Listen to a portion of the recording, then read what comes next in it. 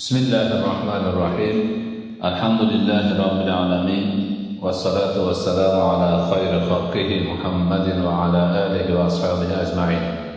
باب لا يصلح الكذب. Endi bu yolg'on isloh qilmaydi deyaptilar.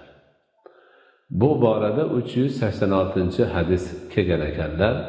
Bu Abdulloh ibn Mas'uddan rivoyat qilyapti. Bu Rasululloh sallallohu alayhi vasallamdan eshitgan ekanlar. Rasululloh aytibdilarki, alaykum bis-sidqi fa inna as-sidqa yahdi ila al-birri va inna al-birra yahdi ila al-jannati wa inna ar-rajula yasduqu hatta yuktaba 'inda Allahi siddiqan wa iyyakum wal-kadhiba fa inna al-kadhiba yahdi ila al-fujuri wal-fujuru yahdi ila an-nari wa inna ar-rajula la yakdhibu hatta yuktaba 'inda Allahi kadhaba. Ana bu yerda yolg'on gapirishlik hech bo'lmaydi ekan.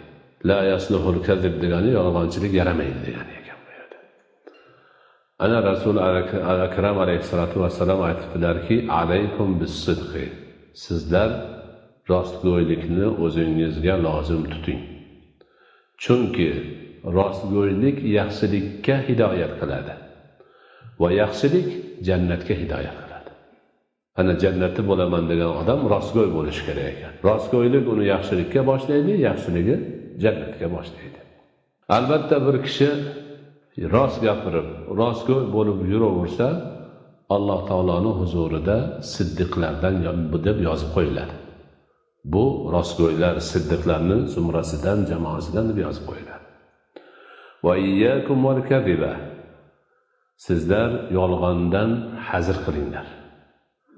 Yolg'ondan hazir bo'linglar. Hech mutlaqo unga yaqinlashmanglar. Chunki yolg'on fujurga boshlaydi. Fujur esa do'zaxga boshlaydi. Bir kishi yolg'on gapiraversa, Allohning huzurida kazzoblardan deb yozib qo'yiladi. Shuning uchun mo'min musulmon banda yolg'onga mutlaqo yaqin kelmasligi kerak ekan.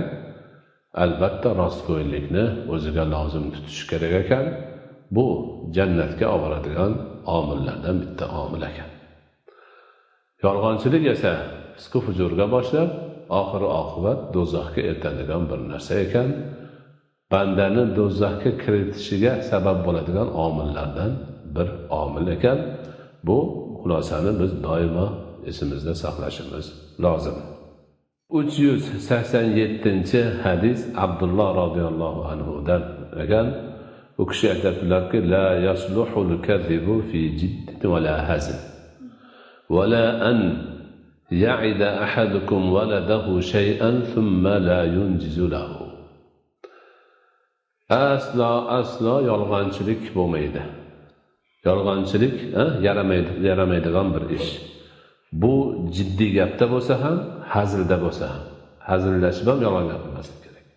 Hattoki sizdan biringiz bolasiga bir gapni aytib qo'yib, keyin shuni qilmasa ham bo'lmaydi.